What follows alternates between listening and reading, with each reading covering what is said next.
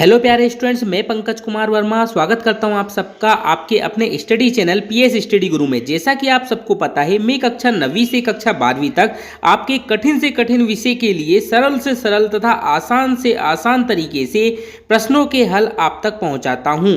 तो आज भी मैं इसी तरीके से बहुत ही महत्वपूर्ण विषय सामग्री आपके लिए लेकर आया हूं। मैं बात कर रहा हूं महत्वपूर्ण प्रश्न परीक्षा 2022-23 के लिए।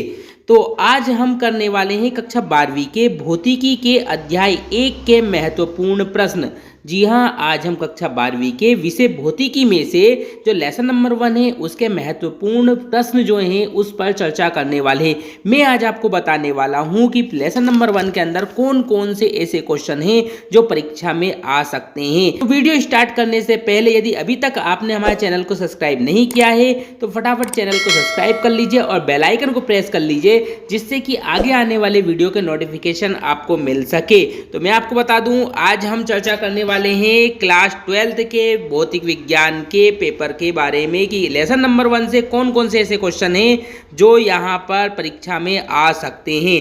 तो चलिए देखते हैं लेसन नंबर 1 के ऐसे प्रश्न जो कि पेपर में आ सकते हैं। तो सबसे पहले मैं आपको बता दूं, इस अध्याय में से 2 प्रकार के प्रश्न आने, एक अति लघु उत्तरी प्रश्न आएगा और एक आएगा 3 नंबर का लघु उत्तरी प्रश्न। तो चलिए सबसे पहले देखते हैं हम अति लघु उत्तरी प्रश्न। सबसे पहला जो क्वेश्चन है, जो मोस्ट इंपॉर्टेंट क्वेश्चन है, वो है आवेश के क्वांटीकरण का सिद्धांत बताइए। आवेश के क्वांटीकरण का सिद्धांत किसे कहते हैं, ये है हमारा पहला क्वेश्चन जो कि मोस्ट इंपॉर्टेंट है और कई बार पेपरों में पूछा जा चुका है और इस बार भी इस क्वेश्चन के आने की बहुत उम्मीद है। तो इस क्वेश्चन को अच्छे से तैयार कर लीजिएगा क्योंकि ये पेपर में आने वाला है। चलिए देखते हैं हमारा क्वेश्चन नंबर 2। तो हमारा क्वेश्चन नंबर 2 है, विद्युत आवेश की क्वांटीकरण का मूल कारण क्या है। मात्र एक लाइन का इसका आंसर है जो कि आपको याद करना है, तो जिसे याद अच्छे से कर लीजिएगा।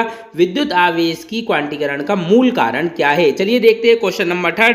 तो हमारा क्वेश्चन नंबर 3 है, एक कूलाम आवेश को परिभाषित कीजिए। आपने देखा होगा यहाँ पे तिमाही परीक्षा के अंदर भी इन क्वेश्चनों में से बहुत सारे ऐसे क्वेश्चन मिलेंगे जो कि आपको पेपर में देखने को मिले थे। तो यही क्वेश्चन जो है वो रिपीट कर सकते हैं छमाही के लिए भी और वार्षिक के लिए भी। मेरा ज़्यादा से ज़्यादा फोकस है कि आपके वार्षिक पेपर में एक ऐसा क्वेश्चन नहीं होना चाहिए जो कि आप छोड़ कर आए। तो मैं ऐसे क्वेश्चन पे ज़्यादातर फोकस कर रहा हूँ जो कि ज़्यादातर पूछे जा चुके हैं और आने की संभावना है। तो चलिए देखते हैं अगला क्वेश्चन। तो अगला हमारा क्वेश्चन है, आवेश संरक्षण किसे कहते हैं। इस क्वेश्चन को अच्छे से तैयार कर लीजिएगा क्योंकि बहुत ही इंपॉर्टेंट क्वेश्चन है।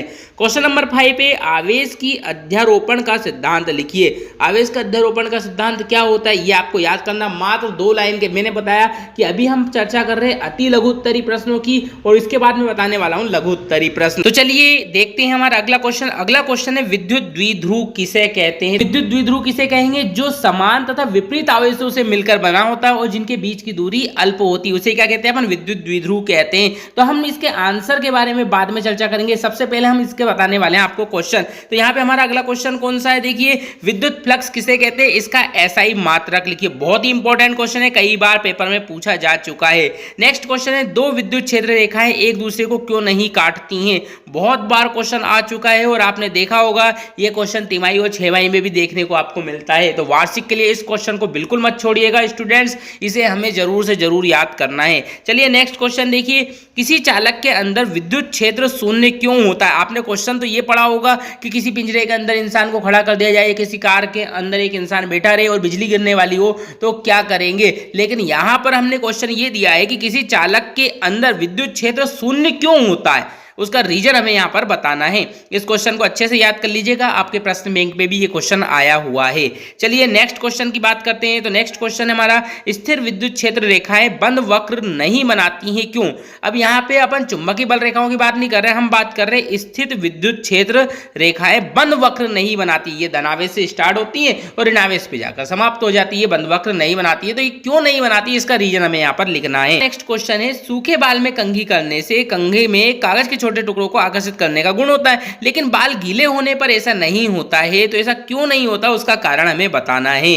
तो यहाँ पे अगला हमारा क्वेश्चन है, विद्युत क्षेत्र की परिभाषा तथा मात्रक एवं विमी सूत्र लिखिए। विद्युत क्षेत्र किसे कहते हैं? किसी धनावेश के चारों ओर का वह क्षेत्र जहां तक उसका प्रभाव रहता है उसे हम विद्युत क्षेत्र कहते हैं ना। इसके साथ साथ परिभाषा के साथ साथ हमें मात्रक और विमी सूत्र भी लिखना है। तो स्टूडेंट इस क्वेश्चन को भी अच्छे से तैयार कर लीजिएगा। मैं आपके सामने ऐसे क्वेश्चन लेकर आया हूं जो कि मोस्ट इंपॉर्टेंट है। तो इन क्वेश्चनों को आपको ज्यादा से ज्यादा पढ़ना है, बार बार रिवीजन करना है, ताकि एक भी क्वेश्चन नहीं छूटे।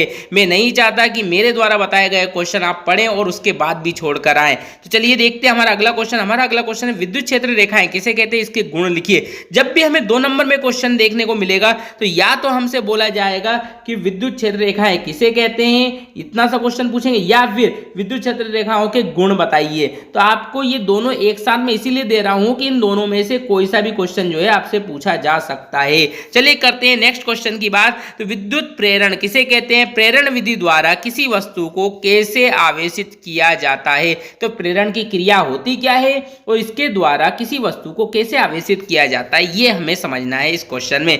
चलिए बात करते हैं हमारे नेक्स्ट क्वेश्चन की। तो अब बात आ रही है हमारे लघुत्तरी प्रश्न की। अब अपन लघुत्तरी प्रश्न बताने वाला हूं जो कि 3 नंबर में आपसे पूछे जाएगा इस चैप्टर के अंदर।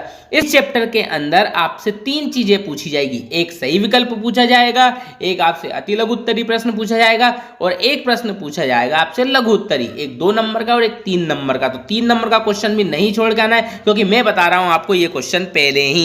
तो चलिए देखते हैं हमारा पहला क्वेश्चन है स्थिर विद्युत के अंतर्गत कूलाम का नियम लिखिए तथा इसकी व्याख्या कीजिए। अब बच्चों के मन में बहुत सारे ख्याल आते हैं कि सर कूलाम का नियम पूछते हैं तो सिर्फ कूलाम का नियम लिख दें, उसका सूत्र व्युत्पन्न ना करें, उसका सूत्र ना लिखें तो क्या होगा। तो बेटा इसमें आपके नंबर कट सकते हैं। आप कूलाम का नियम भी लिखें और साथ साथ उसका सूत्र भी लिखें और साथ में उसका मात्रक जरूर लगाएं, क्योंकि कूलाम के नियम से हम बल निकालते हैं तो बल का मात्रक न्यूटन होता है। तो थोड़ा सा आपको लिखना है वहां पे सूत्र के बाद में न्यूटन। तो चलिए देखते हैं हमारा अगला क्वेश्चन। बिंदु आवेश के कारण विद्युत क्षेत्र की तीव्रता का व्यंजक ज्ञात कीजिए। अब बिंदु आवेश के कारण आपको विद्युत क्षेत्र की तीव्रता, मात्र छोटा सा आंसर है आपको करना है और मैं इनके आंसर पे भी आने वाला हूं। सबसे पहले मैं बता रहा हूं आपको क्वेश्चन, तो जल्दी से यहां पे अच्छे से क्वेश्चन देख लीजिए।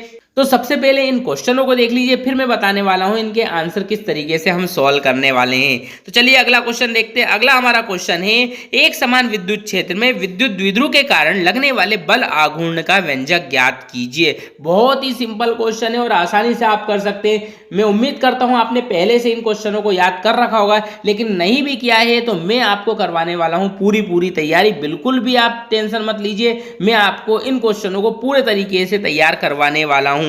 चलिए देखते हैं हमारा अगला क्वेश्चन। तो हमारा अगला क्वेश्चन है, विद्युत फ्लक्स संबंधी गॉस का नियम लिखिए एवं सिद्ध कीजिए। यहां पर आपसे विद्युत फ्लक्स की जगह पे यहां पे चुंबक संबंधी गॉस की प्रमेय भी पूछी जा सकती है। तो ध्यान रखिएगा, चुंबक वाली पूछेगी तो चुंबक में बात करने वाले अपन। अभी अपन बात कर रहे हैं विद्युत फ्लक्स संबंधी गॉस का नियम लिखिए एवं सिद्ध कीजिए। तो अगला क्वेश्चन है, यहाँ पे हमारा एक और मैं क्वेश्चन बताऊंगा, गॉस की प्रमेय की सहायता से कूलाम के नियम की उत्पत्ति कीजिए। ये जो 5 क्वेश्चन है हमारे, ये क्वेश्चन है मोस्ट इंपॉर्टेंट। पहला, कूलाम का नियम लिखिए और व्याख्या कीजिए। बिंदु आवेश के कारण विद्युत क्षेत्र की तीव्रता ज्ञात कीजिए।